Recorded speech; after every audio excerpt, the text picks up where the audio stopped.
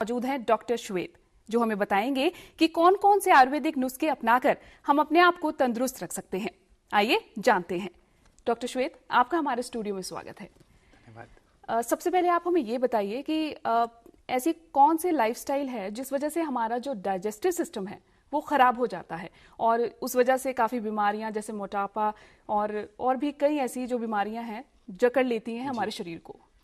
जैसे हमने पहले भी कई बार प्रोग्राम्स किए हैं, तो हम पिछली बार जैसे डिस्कस करके हटे थे कि हमारे शरीर में जितने भी रोग आते हैं जी, उसमें से 85% रोग जो है बीमारियां हैं उसे हम खुद अपने आप ठीक कर सकते हैं। ओके। सिर्फ थोड़ी सजगता, थोड़ी इन्फॉर्मेशन चाहिए आयुर्वेद की, जीवन को जीने की कला की। ठीक है। जीवन जीने की कला को ही तो आयुर्वेद कहते हैं जी। इसलिए हमारे आयुर्वेद शास्त्र को अगर देखें तो उसमें दवाइयों का वर्णन बहुत कम है। स्वास्थ्य की रक्षा के लिए जो हमें आहार विहार करना है, ऋतुओं के अनुसार चलना है, प्रकृति को समझना है, उसके ऊपर ज्यादा वर्णन है। जी, यानी कि आयुर्वेद कहता है कि जो नेचर में है अगर आप उसी को फॉलो करते रहें उससे भी आप ठीक रह सकते हैं। उससे ही ठीक रहा जा सकता है, क्योंकि अगेंस्ट नेचर जब जाते हैं, विरोध जाते हैं, तो हमारा शरीर बीमारियों की तरफ जाता है। तो आयुर्वेद में लिखा है कि 3 तरह के दुख हैं। एक तो दैविक दुख, मतलब कोई दुकान गिर गई, भूकंप आ गया, फ्लड्स आ गए, ये तो दैविक दुख है जो अपने हाथ में नहीं है। दूसरे आते हैं भौतिक दुख, जिसे हम सब जो आजकल उलझ रहे हैं, कई तरह के हैं जिसमें भौतिक में हम जो चीजें बाहर से नहीं ले पाते, जैसे हमारे सबसे बड़ी है कि बजट ज्यादा हो गया, वो भी भौतिक दुख है, वो सबसे उलझ। तीसरा जो सबसे बड़ा इंपॉर्टेंट दुख है दैट इज शरीर का दुख। इन तीनों दुखों को जो दूर करके दूसरों के दुखों को दूर करने की मदद करता है, वो मोक्ष का अधिकारी माना गया है। ओके। तो हम यहाँ दो दुखों को छोड़ करके तीसरे दुख की ज्यादा बात करेंगे, दैट इज शरीर के दुख। शरीर के साथ जो हमारे दुख लगे होते हैं, जैसे हमने पिछली बार डिस्कस किया था कि 85% बीमारियां हम खुद अपने आप ठीक कर सकते हैं, 15% के लिए हमें फिजिशियन की जरूरत है। ओके। तो उनके लिए पहला हमने किया था कि जो ज्योग्राफिक कंडीशंस हैं उसकी तासीर, खाने को पकाने का ढंग, जिसमें हमने सबसे इंपॉर्टेंट बात डिस्कस की थी कि हवा का स्पर्श, खाना पकते वक्त हवा का स्पर्श और सूरज की रोशनी जरूर होनी चाहिए। तो उसमें प्रेशर कुकर कितनी बड़ी बाधा है, माइक्रोवेव कितनी बड़ी बाधा है, और रेफ्रिजरेटर्स कितनी बड़ी प्रॉब्लम है, तो वो डिस्कस किया। आज हम शरीर के दोषों को समझेंगे कि शरीर में ज्यादातर प्रॉब्लम्स कहाँ से आती हैं। ओके। 90% जो 85% हम ठीक करने वाले हैं जी, उसमें से 90% जो प्रॉब्लम्स है वो हमारे पेट से आती है। जी बिल्कुल। जिस आदमी का कहते हैं पेट की चिकित्सा करते, जो जिसका पेट ठीक है उसको कोई बीमारी नहीं है। जी। किसी को वो पैरालिसिस आ जाए, किसी को टांगों में कोई एक्सीडेंट हो जाए, दैट इज डिफरेंट चीज। बाकी जो पेट से आती है वो सबसे ज्यादा डाइजेशन से आती है। जिसका डाइजेस्टिव सिस्टम ठीक है उसको कोई प्रॉब्लम नहीं है। ओके। तो ये कैसे ठीक हो सकता है डाइजेस्टिव सिस्टम? सबसे पहला जो है, सबसे इजी वे कौन सा है? इजी वे यही है कि हम अपने आहार को ठीक समझें, कि हम अपने शरीर की थोड़ी सी इंफॉर्मेशन रखें कि ये काम कैसे करता है। ओके। आयुर्वेद में बहुत सारे सूत्र लिखे हैं, 7000 के करीब सूत्र लिखे हैं कि हम अपने शरीर को ठीक रखने के। हम उसमें सबसे पहले सूत्र पे आएंगे, जो सबसे इंपॉर्टेंट और भी थे, ऋषि मुनियों के लिए अच्छे हैं, लेकिन हम जो रूटीन में कर सकते हैं कि पहला सूत्र कहता है भोजन अंते विषम बारी। भोजन के अंत में पानी पीना विष के समान लक्षण देता है। पहला सबसे इंपॉर्टेंट सूत्र जी। तो ये अब आता है कि अगर भोजन के अंत में पानी पिया तो उससे क्या होने वाला है। ये मन में प्रश्न उठता है, हम लोग तो इतने सदियों से पीते आ रहे हैं, हमारे फैमिली में कितने पीते आए, तो उससे क्या होता है। हम इसको अगर समझना है तो थोड़ा डाइजेस्टिव सिस्टम को, पाचन को समझना पड़ेगा। हम जैसे ही कोई चीज खाते हैं, आहार खाते हैं, तो एकदम से ऐसा प्रोसेस घटता है जैसे हमने बटन दबाया और ट्यूब जली। ओके। ऐसे ही जैसे हमने भोजन मुंह में डाला और इधर से अग्नि प्रदीप्त हुई। अग्नि मीन्स हमारी बॉडी तैयारी कर देता है खाना को पचाने के लिए, एंजाइम्स, एसिड्स, सब केमिकल्स रिलीज होने शुरू हो जाते हैं। एक्टिविटी शुरू हो जाती है। एकदम यहाँ टच किया और यहाँ स्टार्ट हो गया। तो जब वो भोजन अंदर जाता है, अंदर जाके वो च्यू होकर के जाकर के अंदर जाके वो पचना शुरू होता है, एसिड सारे मिक्स होने शुरू हो जाते हैं। ओके। उस टाइम पे जब हम भोजन कर लिया, हम पानी पीते हैं, तो ये अग्नि है और वो पानी है, तो दोनों विपरीत हैं। अगर आप चूल्हे पे आग जल रही है उसमें पानी डालेंगे तो क्या होगा, वही हमारे पेट में होगा। जी जी। तो आयुर्वेद का पहला सूत्र, ये सूत्र से भी पहले जो इंपॉर्टेंस दी गई है वो खाना खाने के ऊपर नहीं दी गई, खाने को पचाने पे दी है। हम लोगों के मोस्टली पैटर्न्स नॉर्थ में तो हम स्पेशली देखते हैं कि खाने पे जोर होता है कि जितना हम खाएंगे उतना हेल्दी रहेंगे या एनर्जी रहेगी। एनर्जी फिर नहीं आती है, लेकिन हम सारा दिन खाने पीने पे जोर देते हैं, तो पचाने पे जोर नहीं है। यहाँ पाचन तंत्र की बात हो रही है, तो पचाने के लिए सबसे पहले है कि भोजन के अंत में पानी नहीं पीना। पानी पिएंगे तो क्या होगा, वो एसिड जो अग्नि है वो मंद हो जाएगी, जी। तो अंदर खाना पचेगा कम, सड़ेगा ज्यादा। ओके। और जब सड़ेगा तो उसमें जो गैसेस तो बननी है, वो तो नियम है कि जो अंदर पेट में जगह है उसमें जो एसिड गैस बनेगी, वो वायु जो घूमती है वो इतने गजब गजब के लक्षण देती है कि आयुर्वेद में रिटर्न में है 3,500 साल पहले रिसर्च वर्क कि 103 तरह के रोग पैदा होते हैं इसी से, अगर हम पानी जो है एकदम से खाने के बाद पी लें। जी, सबसे पहले एसिडिटी, ओके, गैस, कोलेस्ट्रॉल, मोटापा, जी, फुलावट, कई बार शरीर फूला फूला रहता है, देखेंगे मोस्टली इतना पेट बाहर की तरफ रहने लगेगा। जी, राइट। तो वो एक कारण वो भी है। पाइल्स, फिस्टुला, अल्सरेटिव कोलाइटिस, करते करते करते 103वें नंबर पे लिखा है कर्क रोग, कैंसर। तो ये भी एक छोटी सी हमारी अनदेखी की वजह से हम कितनी सारी प्रॉब्लम्स की तरफ चले जाते हैं। ओके। तो डॉक्टर साहब, अगर ये है कि पानी जो है हम खाने के बाद नहीं पिए, तो पानी कब पिए? क्योंकि प्यास भी लगती है, खाना खाने में कुछ ऐसे टेस्ट भी आ जाता है, जैसे मिर्ची का टेस्ट आ गया तो हमें पानी पीने की रिक्वायरमेंट हो जाती है। तो कौन सा समय है जब हम पानी लें? जब तक अग्नि का चल रहा है इफेक्ट भोजन के ऊपर, खाना मतलब अंदर एसिड्स जो हैं वो खाने को पका रहे हैं, तब तक पानी नहीं पीना चाहिए। ओके। खाना और पीना दोनों में से एट अ टाइम एक ही चीज होनी चाहिए। अच्छा डॉक्टर साहब, जैसे आप कह रहे हैं कि जो अंदर एक्टिविटी शुरू होती है तो हमारा जो अंदर शरीर है गर्म हुआ होता है, एकदम से ठंडा पानी डालेंगे तो वो बुझ जाएगा, वो एक्टिविटी बंद हो जाएगी बीच में। ऐसा तो क्या हम कोसा पानी पी सकते हैं? मैं उसी पॉइंट पे आ रहा था कि मैंने वैसे अभी ठंडे की बात नहीं की जी, हम अभी सिर्फ पानी की बात कर रहे हैं। उस पानी को अगर समझें कि अंदर जाकर के वो क्या कर रहा है कि खाने को 1.5 घंटा लगता है हमारे ह्यूमन बॉडी के पेट को पचाने में। ओके। जानवरों में वो 4 घंटे तक रहता है। ओके। हमारे पेट में भी जो अग्नि का इफेक्ट है कि खाना लुगदी बनाता है, जी, पल्प बनता है, वहां से रस धातु की होती है 1.5 से 2 घंटे में। हाई एल्टीट्यूड्स पे और ज्यादा टाइम लगता है।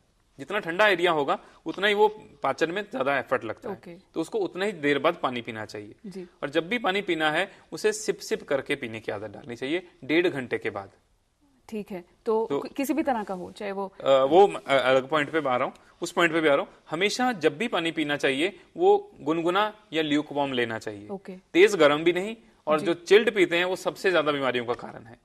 ठीक है। अब इस चीज को अगर हम समझ के करेंगे तो हमें जल्दी समझ आएगा। कि ऐसे कहने पे तो हमें पहले भी पता था कि खाने के बाद नहीं करना, लेकिन उसका कारण थोड़ा समझ आता है तो वो इम्प्लीमेंट होने में टाइम नहीं लगता। लेकिन डॉक्टर साहब एक बार बताइए, जैसे आप कह रहे हैं कि सिप सिप करके पीना है, तो कई बार ऐसा होता है कि प्यास बहुत लगी होती है, गर्मियों के दिनों में बहुत प्यास लगनी शुरू हो जाती है, तो इतना किसी को होता नहीं है कि इतना वेट करें कि सिप सिप करके लें, तो एकदम से पानी जो है हम अगर अंदर ले जाएं तो कंज्यूम कर लें, तो क्या उसका फिर साइड इफेक्ट हो जाता है?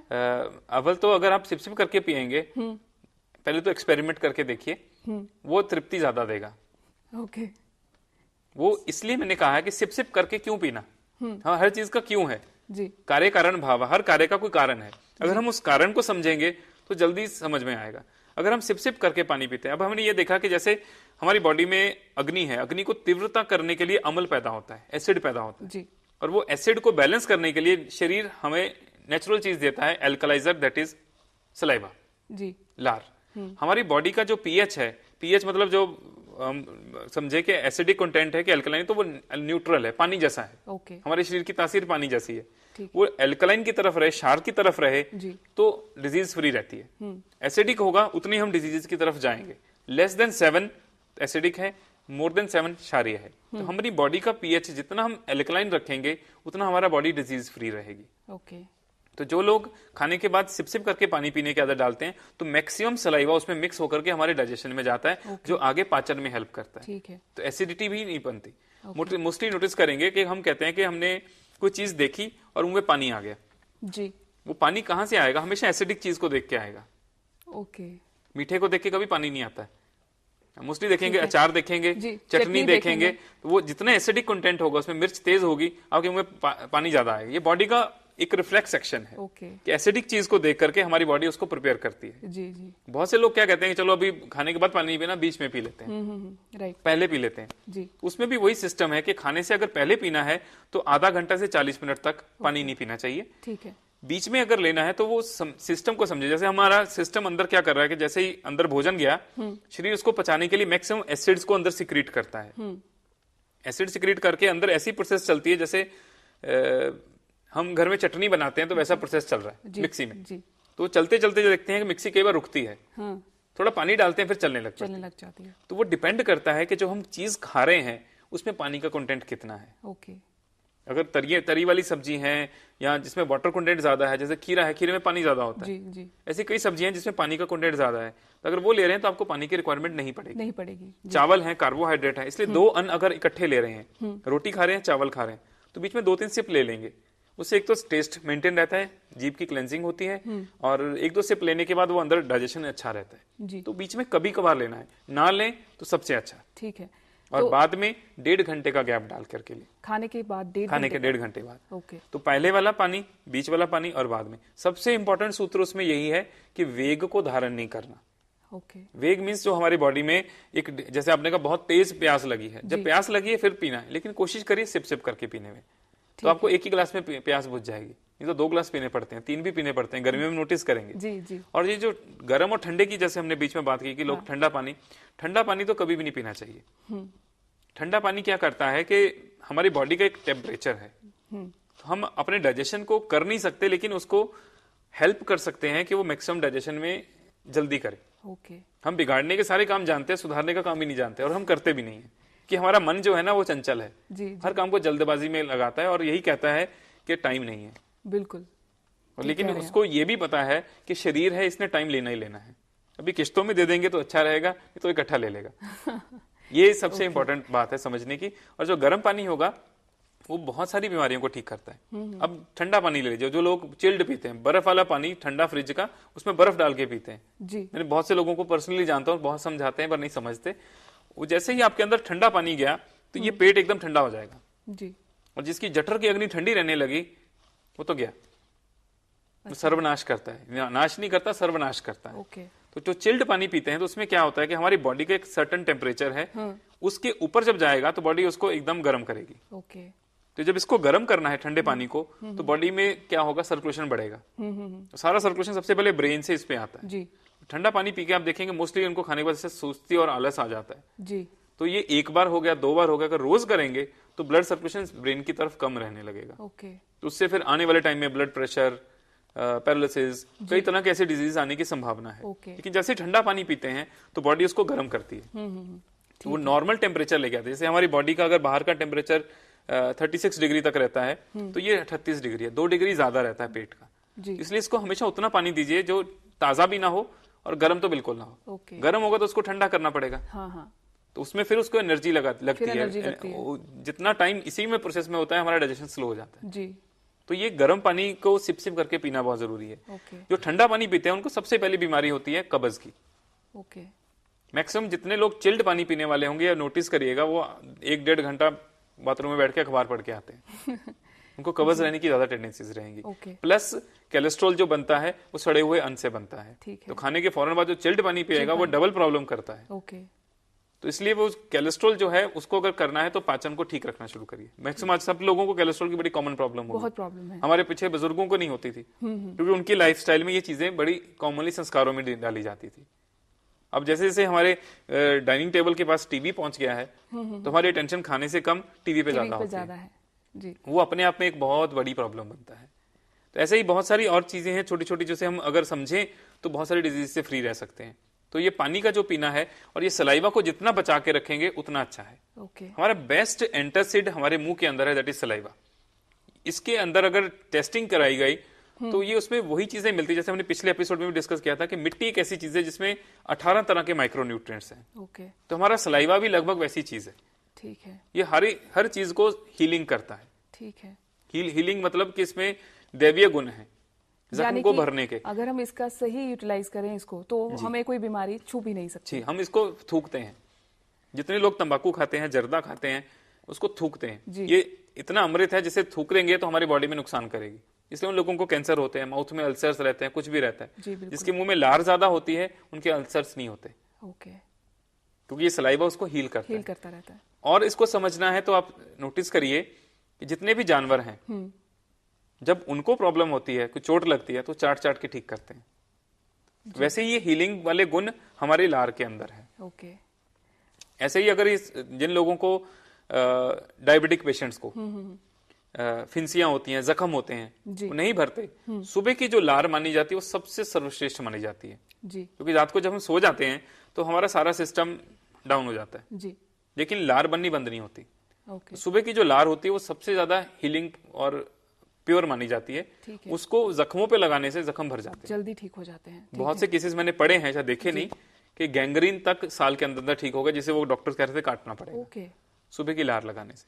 फिंसियां तो बहुत जल्दी ठीक होती हैं, जी जी। एक्जिमा ठीक हो जाता है। स्किन की प्रॉब्लम्स, जो पित्त के विकार हैं, ये पित्त शामक चीजों से बैलेंस करती है। बच्चों को आंखों के ऊपर जैसे कंजक्टिवाइटिस होता है, जी। तो कंजक्टिवाइटिस पित्त का विकार है।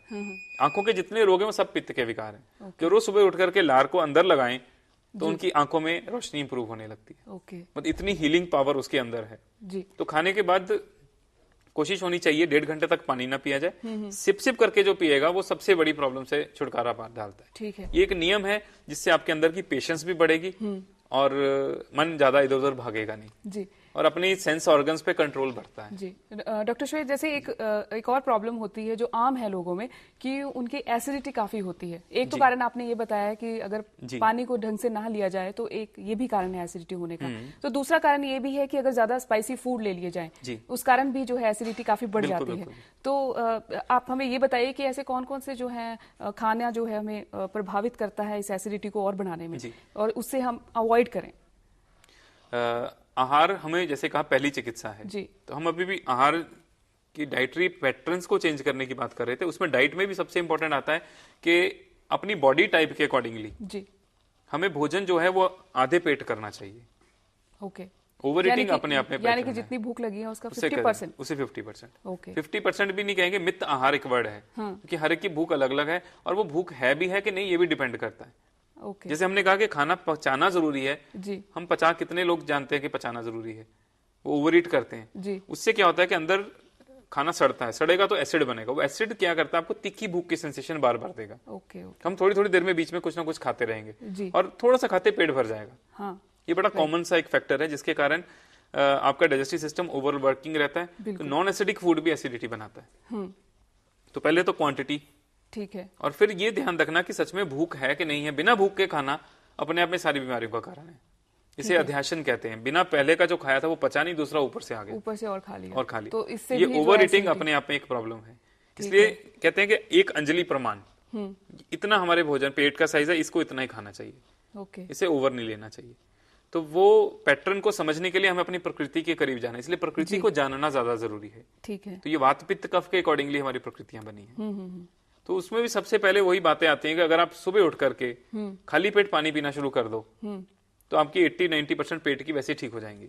जैसे हमने अभी डिस्कस किया कि जो सुबह का सलाइवा है, हाँ जी, वो सबसे बड़ा अमृत है। हाँ। उसको जितना हम पेट में जाने देंगे उतना अच्छा है। तो बिना ब्रश किए सुबह सुबह पानी पीना जरूरी है। ओके। तो ब्रश अगर करने की दिक्कत लगती है तो रात को करके सोएं। जी, वो तो वैसे भी जरूरी ही होता है। और उसको भी अगर पीना है तो वही सिप सिप करके 1 लीटर से 1.25 लीटर तक, ठीक है, 14 साल से लेके 60 साल तक के लिए। ओके। 14 से नीचे पीना है तो 700 मिलीलीटर तक, 60 के बाद लेना है तो 700 मिलीलीटर के आसपास का पानी। अपने स्टेमिना को धीरे धीरे इंप्रूव करना है। वो हमारे बॉडी के सारे सिस्टम्स की डिटॉक्सिफिकेशन करता है, ओके, शुद्धि कर देता है। ठीक है। तो डॉक्टर साहब, जैसे 70% जो हमारा शरीर का हिस्सा है वो पानी ही है जी। तो हम दिन में कितना ग्लास और पानी लें जिससे कि हमारा जो है बैलेंस बना रहे और भी जो चीजें हम खाते हैं, कंज्यूम करते हैं, वो हमें ज्यादा खराब ना करें? उसमें इंपॉर्टेंट यही है कि हमारी फिजिकल एक्टिविटी कितनी है, हमारा वाटर लॉस कितना है। ओके। हम धूप में ज्यादा काम कर रहे हैं तो हमारी बॉडी को और रिक्वायरमेंट पड़ेगी। एसी में काम कर रहे हैं तो बॉडी में और तरह के पानी की जरूरत पड़ेगी। तो हमारे वर्किंग स्टाइल के ऊपर डिपेंड करता है कि पानी की रिक्वायरमेंट क्या है। ओके। सुबह वाला सिर्फ एक पानी इंपॉर्टेंट इसलिए कि ये बिना प्यास के भी आप पिया जा सकता है। जी बिल्कुल। नहीं तो आप एसी में बैठेंगे आपको प्यास कम लगेगी। जी बिल्कुल। तो इसलिए बस 1-1.5 घंटे का गैप छोड़ करके बीच में थोड़ा थोड़ा करके पानी पीते रहना चाहिए, जिसमें लगभग हम कहते हैं 2 लीटर से 3 लीटर तक पानी जरूरी है। जी। लेकिन किसी की फंक्शनिंग ठीक ना हो, ओवर ज्यादा पी जाए, मैंने ऐसे लोग देखे जो 5-5 लीटर पानी पूरे दिन में पीते हैं, वो किडनीज पे ओवर वर्किंग पड़ती है, ओवरलोडिंग होती है। ठीक है। तो वो भी किडनीज की यानी कि ज्यादा पानी पीना भी अच्छा नहीं है। हाँ, अति हर एक चीज की नुकसानदायक होती है। Okay okay. लेकिन बैलेंस हर इंडिविजुअल का अलग अलग है। जी डॉक्टर साहब, जैसे आजकल लाइफस्टाइल का बहुत चेंज आ गए हैं लाइफस्टाइल में, तो लोग सोचते हैं कि चलो लिक्विड ही लेना है, कोल्ड ड्रिंक ले लेते हैं या फिर कुछ और पी लेते हैं या प्रिजर्वेटिव जूसेस पी लेते हैं। तो क्या ये ठीक रहता है या ये भी कोई खराबी करता है? ये बहुत अच्छी बात पूछी। जैसे कि हम कहते हैं कि खाने के बाद पानी नहीं पीना, जी, तो फिर क्या पीना चाहिए? बहुत से लोग कोल्ड ड्रिंक्स पीने लगे, जूसेस पीने लगते हैं, रियल जूसेस आ गए, इतनी कंपनीज के जूसेस हैं। जी। आयुर्वेद में जैसे हम पिछली बार लास्ट पॉइंट में हमने डिस्कस छोड़ा था कि जिस एटमॉस्फेयर में हम रहते हैं जी। उस वातावरण में जो भी प्रचुर मात्रा में, अत्यधिक मात्रा में, बल्क में पैदा हो रहा है वो सीजनल है। ओके। तो हमें नेचर के साथ रहना तो सीजनल फ्रूट्स लेने चाहिए। जी बिल्कुल। आज के मौसम में देखो मौसमी है, किन्नू है, गाजर है, चुकंदर है, इन सब का जो जूसेस है ये सबसे बेस्ट है। गन्ना है, ठीक है, इस सीजन में अच्छा है। लेकिन जैसे ही सीजन चेंज होगा ये चले जाएंगे तो आम का आ जाएगा, तरबूज का आएगा, उस सीजन में उस चीज का लीजिए। टमाटर है तो टमाटर के सीजन में खूब टमाटर का जूस पीजिए। ये जूसेस जो हैं वो खाने के बाद ले सकते हैं। ओके। तक्र, जी। आयुर्वेद में तक्र की बहुत महत्व लिखा गया है। कहा गया है कि ये ऐसा अमृत है जो देवताओं को भी नसीब नहीं होता। ओके। दही के इतने गुण नहीं है जितने तक्र के हैं। ओके। तक्र वो नहीं कि जैसे हम दही को पतला किया और ले लिया, जी। वो बटर मिल्क कि हम जब रिड़कते हैं उसमें मक्खन निकलता है, मक्खन के बाद जो पानी बचता है, जी। जो मक्खन वाला वो लस्सी है। हाँ। जो बिना मक्खन के है वो तक्र है, उसी के गुण है। ओके। वो सबसे बेस्ट डाइजेस्टिव चीज है जो खाने के फौरन बाद खाने के साथ ली जा सकती है, सकती है। स्पेशली लंच के बाद। ओके। लंच के बाद कहते हैं कि हमारा पेट ऐसे कुछ एंजाइम्स को सिक्रीट करता है जो लस्सी को पचाने में हेल्प करते हैं। और ऐसे ही सुबह का टाइम में हम जूस ले सकते हैं। ओके। जूस को पचाने, फ्रेश फ्रूट्स का। ठीक है। सुबह का टाइम सबसे बेस्ट होता है, जैसे किंग साइज ब्रेकफास्ट करना चाहिए वो सुबह का काल है। ठीक है। लेकिन उसका एक विधान और है कि डिनर का टाइम बहुत जल्दी होना चाहिए, सूर्यास्त के समय, और लाइट होना चाहिए, बैगर टाइप। ठीक है। कॉन्सेप्ट वेस्टर्न है लेकिन आयुर्वेदिक सिद्धांतों पे चलता है। जी डॉक्टर श्वेत, काफी बातें हमने साझी की और आपसे जानी कि पानी कितना महत्वपूर्ण है हमारी जिंदगी में। तो उम्मीद करती हूँ कि हमारे दर्शक भी जान चुके होंगे कि पानी लेना हमारे शरीर के लिए कितना महत्वपूर्ण